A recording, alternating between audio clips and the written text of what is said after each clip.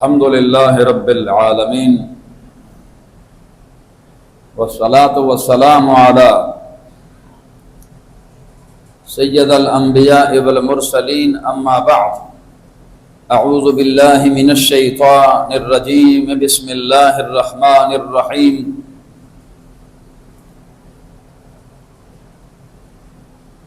قال اللہ تبارک وتعالی فی القرآن المجید بسم اللہ الرحمن الرحیم ولا تقولوا لمن يقتل في سبيل الله اموات وإلى آخر آیہ صدق اللہ العظیم ان اللہ وملائکتہ یصلون علی النبی یا ایہا الذین آمنوا صلوا علیہ وسلموا تسلیما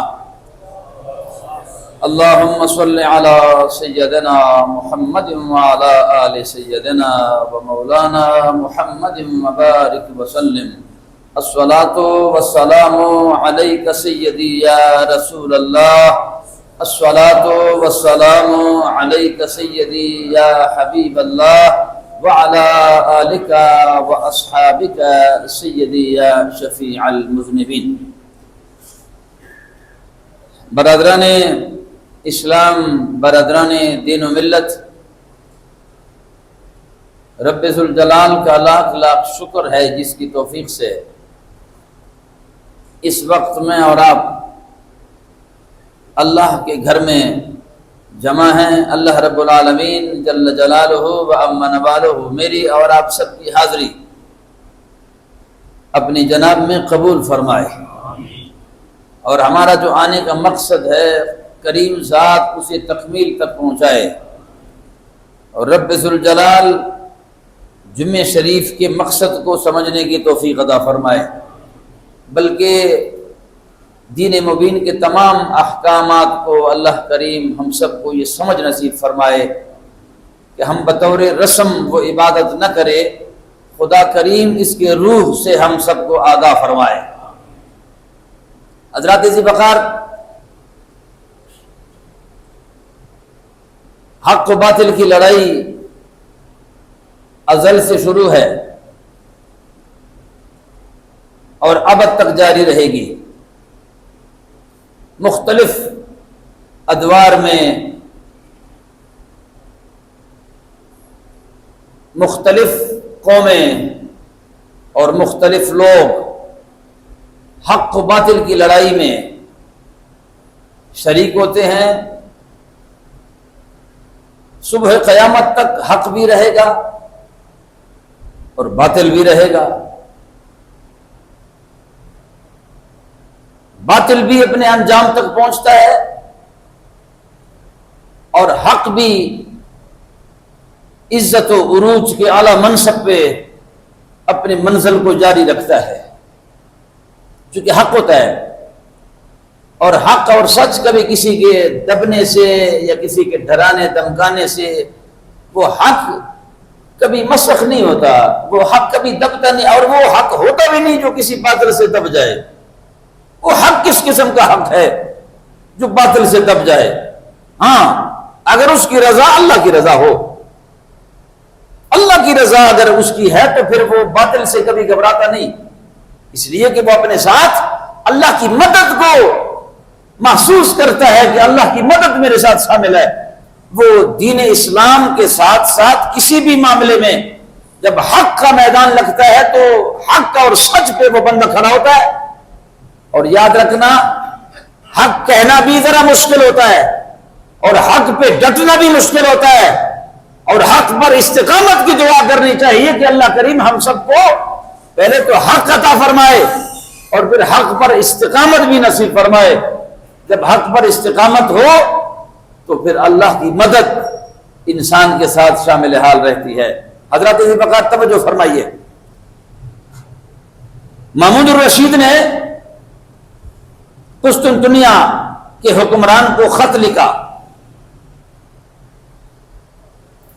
اور خط میں یہ تحریر لکھا، مسلمانوں کا دبدبا تھا، ان کا حکم چلتا تھا، بلکہ مسلمانوں کا سکہ چلتا تھا نا۔ ایک اللہ تعالیٰ کریم نے اسلام کو تو عروج تو عطا فرمایا، یہ کوئی آج کی بات تو نہیں ہے، ہمارے اس اسلام کے خوبصورت صفوں میں ایسے ایسے باکردار لوگ موجود ہیں کہ جنہوں نے اسلام کے جھنڈے کو مزید سر بلند فرمایا، اور اتنا سر بلند فرمایا کہ کبھی اس جھنڈے کو انہوں نے نیچے نہیں ہونے دیا۔ محمود الرشید نے قسطنطنیہ کے حکمران کو خط لکھا، اور خط میں یہ تحریر لکھا کہ تمہاری یہ جو فلسفے کی کتابیں ہیں نا، یونانی فلسفے کی کتابیں، اور یہ نئی نئی جو ایجادات ہیں اور یہ علوم ہے، اس کی تمام کے تمام کتابیں آپ ہمیں روانہ کریں، ہمیں بھیج دیں۔ اب آرڈر چلتا تھا مسلمانوں کا۔ اب قسطنطنیہ کے حکمران چونکہ یہودی تھے، انہوں نے جب وہ تحریر پڑھی نا جی، تو مسلمان کو تو اللہ نے روک تو دی ہے نا جی۔ وہ علیحدہ بات ہے کہ ہم جس دور میں ہم نے آنکھ کھولی ہے، یہ بزدل قوم ہے۔ مسلمان کا تو میں نے گزارش پہلے کر دیا نا کہ مسلمان کا تو حق پہ ڈٹ جانا ہی کافی ہے۔ وہ جب ڈٹ جاتا ہے تو اللہ کی مدد پر اس کے شامل حال ہو جاتی ہے۔ تو اللہ کریم نے مسلمان کو تو ایک روک تو دیے ہوئے ہے نا جی۔ تو بے شک وہ بڑے علوم کے دعوے دار تھے اور بڑے فلسفے کے دعوے دار تھے، مگر جب انہوں نے اس تحریر کو پڑھا تو گھبرا گئے، اور گھبرانے کے ساتھ ساتھ انہوں نے اپنی کیبنٹ کو بلایا، بڑے بڑے جو حضرات تھے ان کو بلایا اور کہا کہ یہ بڑا ظلم ہوا ہے ہمارے ساتھ، یہ مسلمانوں کی تحریر آئی ہے، پہنچی ہے ہمارے دفتر میں، اور وہ ہمارے فلسفے کی کتابیں مانگ رہے ہیں، یونانی فلسفے کے علوم کی جدید علوم کی کتابیں مانگ رہے ہیں، اور یہ تو ڈر لگتا ہے ہمیں کہیں ایسا نہ ہو کہ اس دوڑ میں کہیں یہ لوگ ہم سے آگے نہ نکل جائے۔ یونانی فلسفے کے لوگ گھبرا گئے اور وہ کہنے لگے کہ کہیں ایسا نہ ہو کہ یہ مسلمان چونکہ بڑی تیز قوم ہے، اللہ کریم نے ان کو بڑا شعور عطا فرمایا ہے، تو یہ کسی چیز کی نقل کرنا یا کسی چیز کو علوم حاصل کرنا یہ تو ان کے لیے کوئی مسئلہ نہیں ہوتا، تو لہذا آپ سارے توجہ کرو، ہمیں یہ کتابیں اور یہ سب فلسفے اور یہ جدید علوم ان کو بھیجنے چاہیے یا نہیں بھیجنا چاہیے۔ اس میں یہ جو جذباتی قسم کے لوگ ہوتے ہیں جی، انہوں نے کہا جی یہ کبھی نہیں بھیجنا، یہ تو اگر انہوں نے ان علوم کو حاصل کر لیا تو پھر ہمارا پیچھے بچے گا کیا۔ مگر ان میں جو سب سے بڑا ان کا پادری تھا نا، بڑا جو گرو تھا ان کا، انہوں نے کہا میرا مشورہ یہ ہے کہ انتظار نہ کرو، فوراً سے پہلے یہ کتابیں بھیج دو۔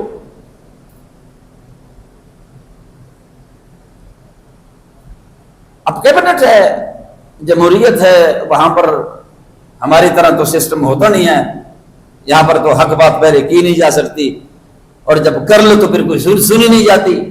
یہاں پر تو بابا پیسے کا زور ہے، جبر کا زور ہے، یہاں پر تو قانون ضرور موجود ہے مگر قانون پر احترام موجود۔ قانون تو صرف میرے اور آپ کے لیے ہے، بس غریب کے لیے قانون ہے، تھانہ کچہری بھی غریب کے لیے ہے، قانون بھی غریب کے لیے ہے، باقی تو نہ کوئی بڑا نہ کوئی چھوٹا، نہ کسی قانون کا پابند، نہ کسی فلسفے کا پابند، نہ قرآن کا پابند، نہ حدیث کا پابند ہے مسلمان۔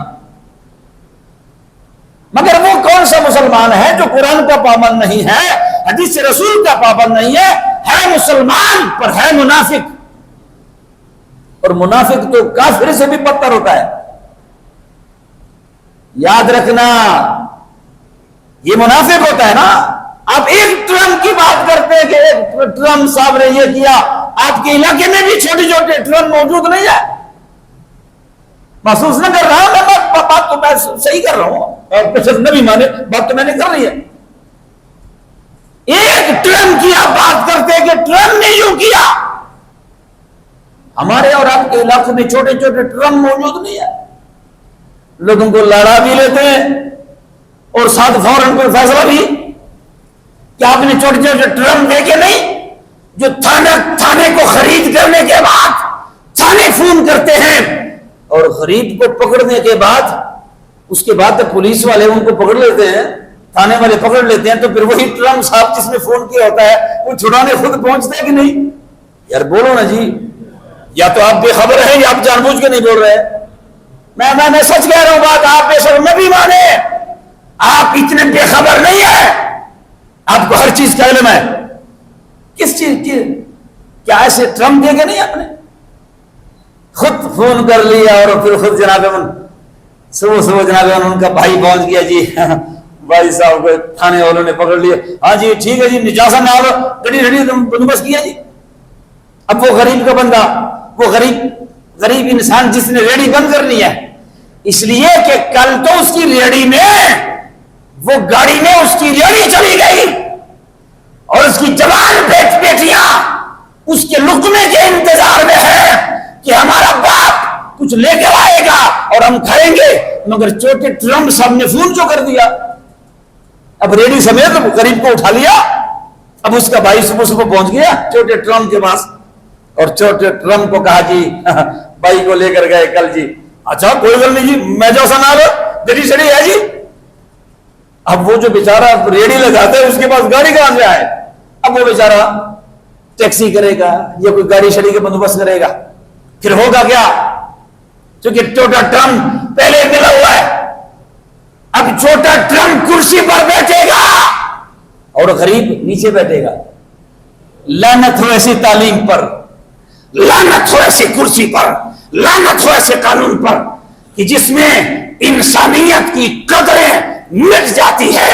اور اپنے آپ کو پڑھا لکھا انسان، اگر پڑھا لکھا انسان تعلیم علوم آپ کو شعور نہ دے سکے، آپ کو انسانیت کی قدر نہ سلوا سکے، آپ کو قدر انسانیت کہ آپ قریب سے بھی نہیں گزرے، تو پھر اس تعلیم کا کیا فائدہ؟ وہ تو درندے ہیں. آپ کیا ہے ہمارے اسپتالوں میں، ہمارے تھانوں میں، ہمارے کچہریوں میں کیا آپ نے 2 ٹانگوں والے درندے نہیں دیکھے؟ آپ کے کچہری میں بھی 2 ٹانگوں والے درندے بیٹھے ہوئے ہیں. آپ کے قانون پاس کرنے والے بھی 2 ٹانگوں والے درندے بیٹھے ہوئے ہیں. اور اعلیٰ کرسیوں پر بیٹھے ہوئے لوگ بھی ایک لمحہ بھی اپنے ضمیر کو بیچتے ہوئے دیر نہیں لگاتے، اپنے ضمیر کو بیچ دیتے ہیں، اپنی غیرت کو بیچ دیتے ہیں، اسلام کا سودا کر لیتے ہیں. مگر یاد رکھنا، اسلام کا سودا جس کسی نے بھی کیا ہے، یاد رکھنا اسلام بیساکھیوں پہ نہیں چلتا. اسلام اپنے اندر ایک طاقت رکھتا ہے، اسلام اپنے اندر ایک قوت رکھتا ہے. وہ کبھی باطل کے ساتھ، طاغوت کے ساتھ، سامراج کے ساتھ، بے حیائی کے ساتھ کبھی بھی حق کمپرومائز نہیں کر سکتا، ورنہ وہ حق رہتا نہیں ہے.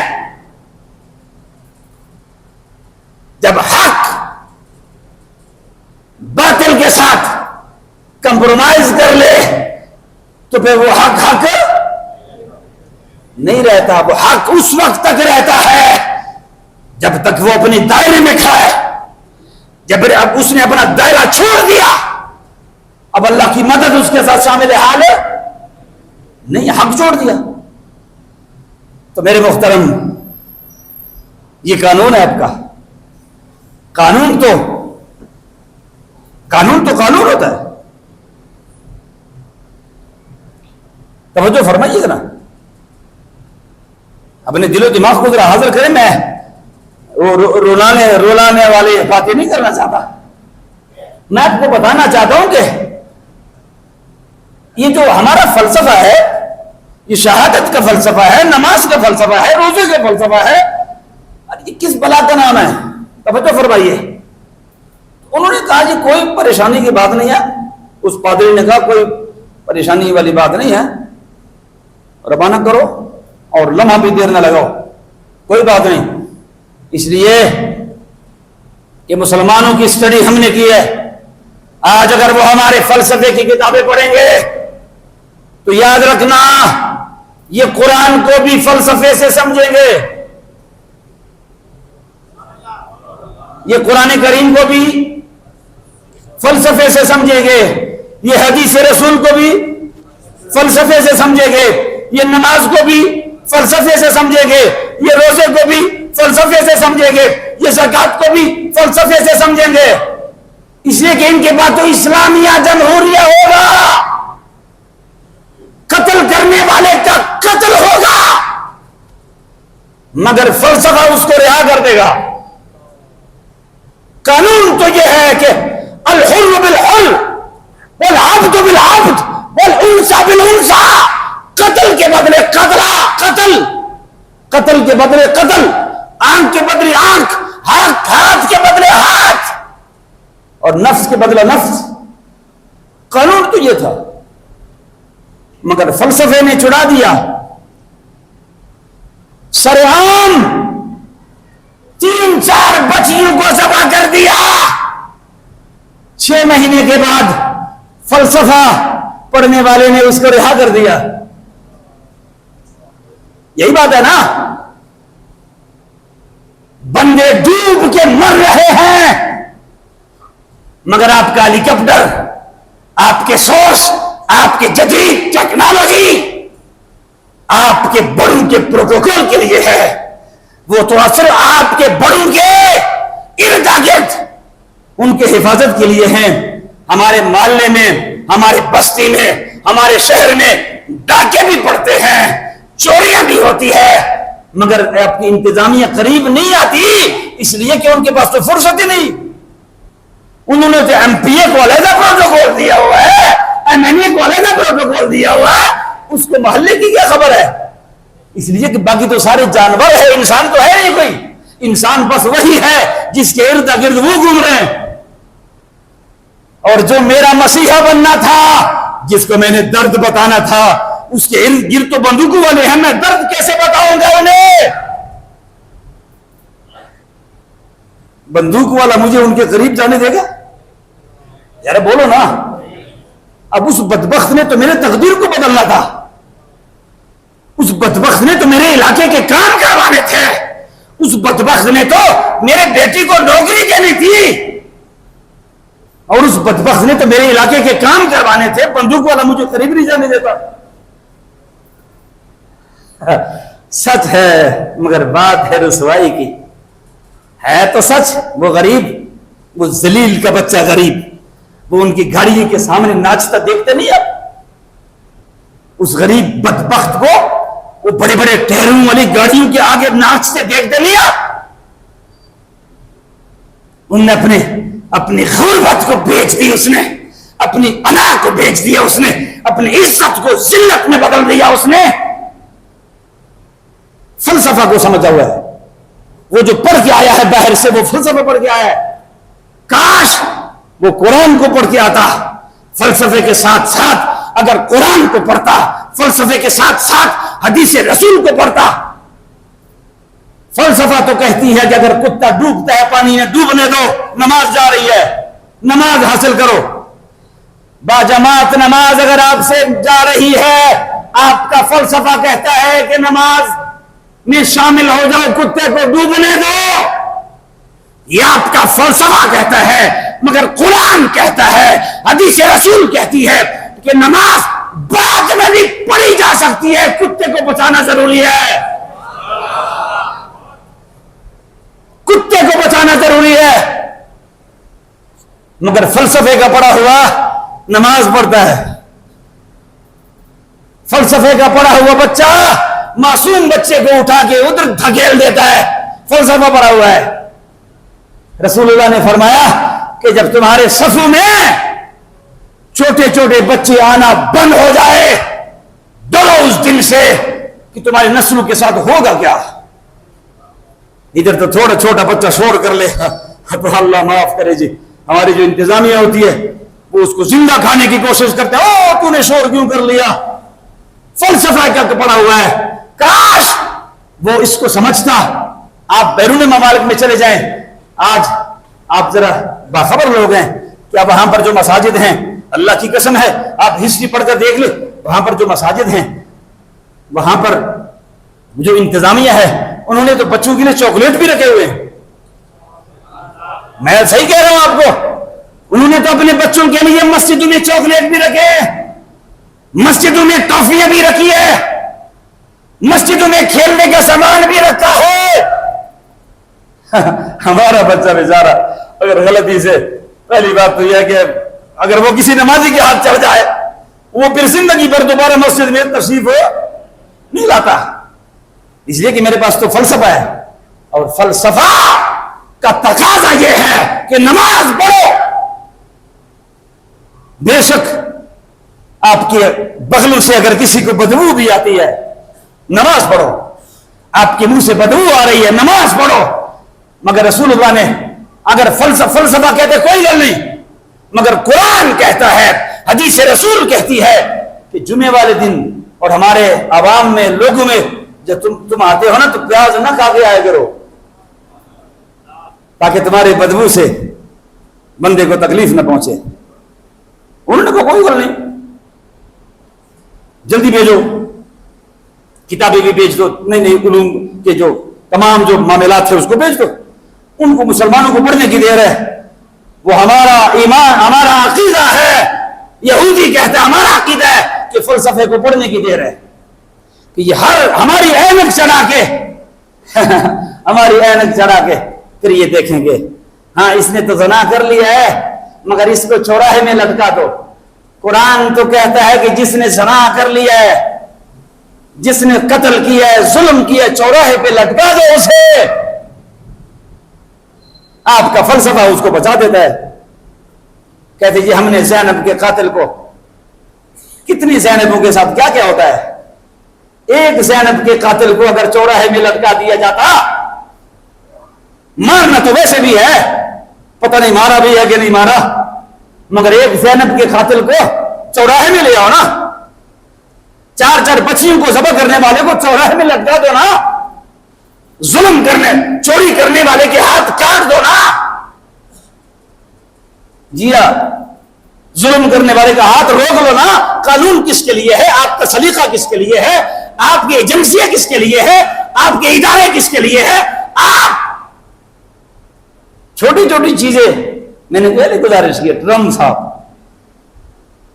چھوٹے چھوٹے ٹرمپوں کے ساتھ آپ کا رابطہ ہوتا ہے جو آپ کو بہائی سے ادا کرتے ہیں۔ ہاں، انہوں نے بیچ دیا سارا کچھ، اور سارا کچھ بیچنے کے بعد مسلمانوں نے اس کو پڑھا، اور پڑھنے کے بعد آج وہ شہادت امام حسین کو بھی فلسفے کے نگاہ سے دیکھتے ہیں۔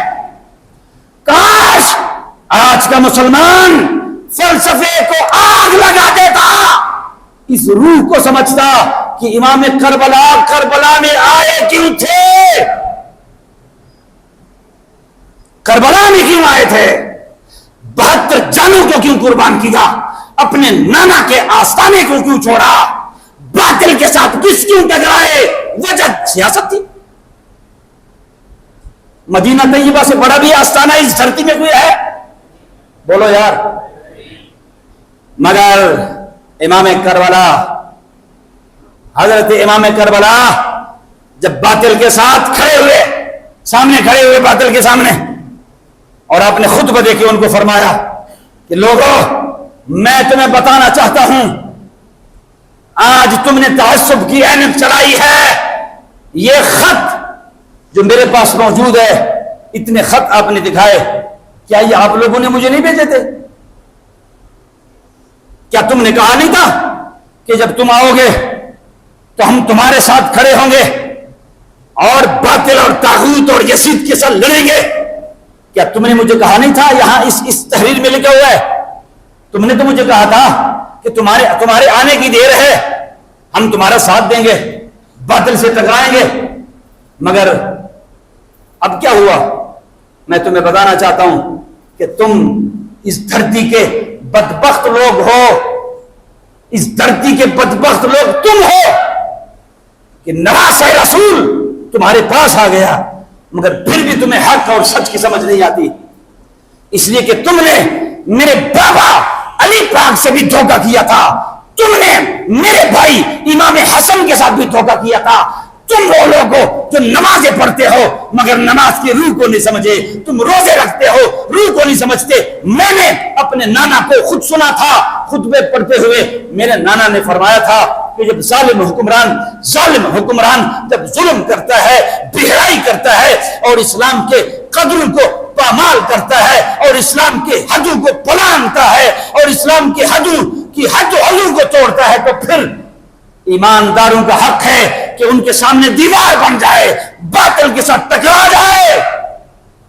اور وہ یزید جس نے قرآن کو مسخ کر دیا، جس نے شراب کو عام کر دیا، جس نے بہائی کو عام کر دیا ہے، تو کیا آج نواسۂ رسول میدان میں کھڑا نہ ہو تو کون ہو جائے؟ مگر میں آ گیا ہوں، اگر تم ساتھ دیتے ہو تو دے دو، نہیں دیتے تو آب کوثر کو اپنے آنکھوں سے دیکھ رہا ہوں۔ کوئی بات نہیں، ظلم کرنے والوں کا انجام ظلم کرنے والوں کے ساتھ ہوگا، اور حق اور سچ پہ ڈٹنے والوں کا انجام ان کے ساتھ ہوگا۔ انشاءاللہ اگلے جمعے اس پہ کلام کروں گا۔ اللہ ہم سب کو سمجھنے کی توفیق عطا فرمائے۔